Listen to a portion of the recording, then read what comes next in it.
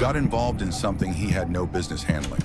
We're losing him. Please, someone get the doctor. Can somebody please call the doctor? The duty nurse screamed. That probably would have been the end of a well-known NFL star, Jason Carter, until a young man, late 20s with a sweet, dark chocolate-flavored look, stepped in. He had no business being at the hospital that fateful day. He came by because he forgot the birthday gift he bought for Cindy, his neighbor's 4-year-old daughter. Shawn Stevenson stopped in his track when he heard the panic scream from the ICT unit on his way out of the building. He came back to save a life, but no one told him. He was about to meet his own. Some stories, they say, don't end. They wait. They grow in silence until the past comes back breathing. Welcome to Deadens Stories. Where real crimes don't just end in death, they end in the kind of silence that follows you home. It started in a place no one could recall. A small roadside diner with faded paint, old jukebox with smell of burnt coffee lingering in the air. That's where Jason Carter first saw her. He was 19, the golden boy of his college football team, son to one of the most prominent legal minds in the South Coast. His family name was Currency, and there she was, Lily, 16, a beautiful, sweet, and unassuming waitress with soft eyes and radiant smile that caresses the soul without judgment. A life that had taught her how to stay small, to stay safe. Do you always frown to look serious, or is it intended to cover those lovely dimples? Jason asked, leaning back in his chair like the world belonged to him. She blushed, shyly, yet kept a straight face while busy clearing tables. Do you always ask strange questions like that? She replied. Jason smiled, and that was how it all started. Not with fireworks, but with something quieter, private, dangerous, but felt real. He kept coming back secretly, not for the food, not for the attention, for her, and slowly, she let him in. Late nights behind the diner, soft laughter where no one could hear or see them, moments stolen from two completely different worlds that were never meant to meet. We can't keep doing this, Lily whispered one night, her voice trembling more than she wanted. Jason stepped closer. I don't care what people think or say. She looked at him, then really looked at him. I do, Jason, she said, because she understood something he didn't. Love doesn't exist amongst teens from two different and distinct worlds. People talk and always will. And theirs they did. It came in the form of sirens, a crash, metal twisted, a truck, and a life that would never be the same again. Lily's father, the man who held their fragile existence together, suddenly couldn't work, couldn't move, couldn't protect them anymore. And just like that, everything began to crumble. Bills piled up, fees, rent, and voices got louder. When the immigration services stormed their home unexpectedly, everything came to a standstill. Evidence of improper documentation. They were notified of immediate deportation. Those were their word, ICE. That changed everything. Lily couldn't hold or control herself when she saw Jason. I didn't choose this, she said, tears running down her cheek. Oh, I swear I didn't choose this. Then don't go, he said, his voice cracking under the weight of something he'd never felt before. Stay. Stay with me. Lily knew the implications of what he was asking for, but she could not comprehend staying back without her family. That was the last time he saw her, and that moment, that single moment, would echo for the rest of their lives. 3 months later, back in the little countryside in the dump of Natividad, Oaxaca, in rural Mexico, Lily found herself staring at two lines that refused to disappear. Pregnant. The word didn't feel real. Nothing did. By then, she was already gone. 4 months gone. No clue. Hiding in her grandmother's house on the edge of a quiet suburb where nobody asked questions, because shame travels faster than truth. As her body began to change, her mind broke in slow, silent ways. And when the pain finally came, it came with rain pounding against the roof like the sky itself was collapsing. She didn't scream for help. She just cried, over and over, and over again, until the sound of a baby's cry filled the room. A boy. Her boy. She held him in her arms for a moment. "I'm sorry," she whispered, her voice barely audible. "I'm so sorry."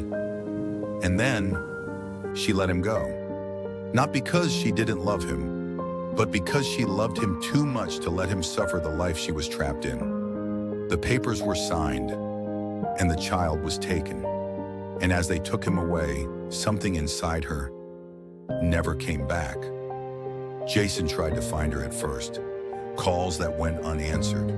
Places that led nowhere and people who knew nothing. And eventually, silence won.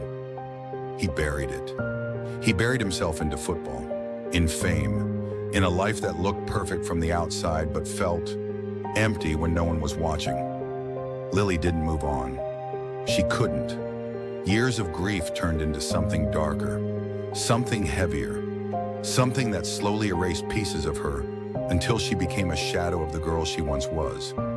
Hospitals became her world, white walls, quiet rooms, and memories that refused to leave her alone. And the boy? He grew up in a different home, with a different name, a different life designed for excellence. Shawn, a brilliant boy with sharp mind, calm disposition, observant and respectful.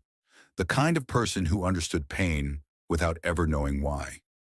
Wasn't sure who he was, but somehow he learned how to fix broken minds. He became a therapist. Maybe not by chance, but because something inside him was always searching for answers. Years later, fate finally spoke again. It came under stadium lights, a roar of thousands, a moment frozen in time when Jaden Carter collapsed. No warning signs, no explanation. The diagnosis was complicated: neurological damage, severe, unstable. They needed someone who could reach him mentally, someone who could bring him back. Shawn walked into the hospital room with the same calm presence like he always did. Professional, focused, detached. Just another patient, or so he thought. Because the moment he started reviewing the case, something felt off. A photograph slipped from the file. Old, worn, forgotten. A younger Jason, and standing beside him was a girl. Shawn stared at it longer than he should have, because something about her face felt and looked familiar. He didn't understand why. Not yet. But the feeling followed him. It led him somewhere unexpected. A long-term care facility. Quiet, isolated, forgotten by the world. That's where he found her. His mother, Lily. She looked fragile, pale and lost in a place between memory and silence. The sight of her saddened him, not because it was any concern of his, but because he felt obliged. But he showed her the photo. "Do you know him?" he asked softly. For a moment, nothing happened. Then her fingers started to shake. Her lips parted. "Jason!" The name broke out of her like it had been trapped for years. Tears followed immediately, uncontrollable, painful and real.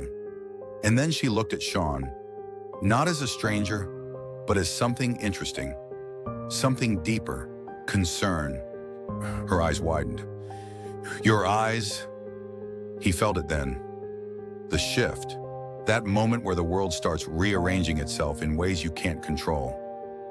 "I never stopped looking for you," she said, her voice collapsing under the weight of years. Shawn's heart started pounding. "What are you talking about?" But deep down, it was something already new. The truth didn't arrive gently. It hit like a storm, relentless, unforgiving. And when Shawn walked back into that hospital room, everything had changed. Jason was awake, weak, confused, but alive. Shawn stepped closer, slowly and carefully. He showed him the picture. Jason whispered calmly, "Lily." Shawn sat still, calm, not responding. Jason sat up, struggling to adjust himself properly, breathing heavy. His eyes locked onto Shawn's, searching, breaking, finally realizing. "Ah, my son," Then silence, the kind that's definite, years of absence, colliding in a single moment. But the truth wasn't finished yet, as everything began to unfold. As past and present started stitching themselves together, one question remained.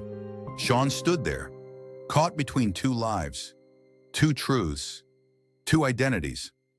And then he asked, the one thing that made the room go cold. If you claim you loved her, why did you stop looking?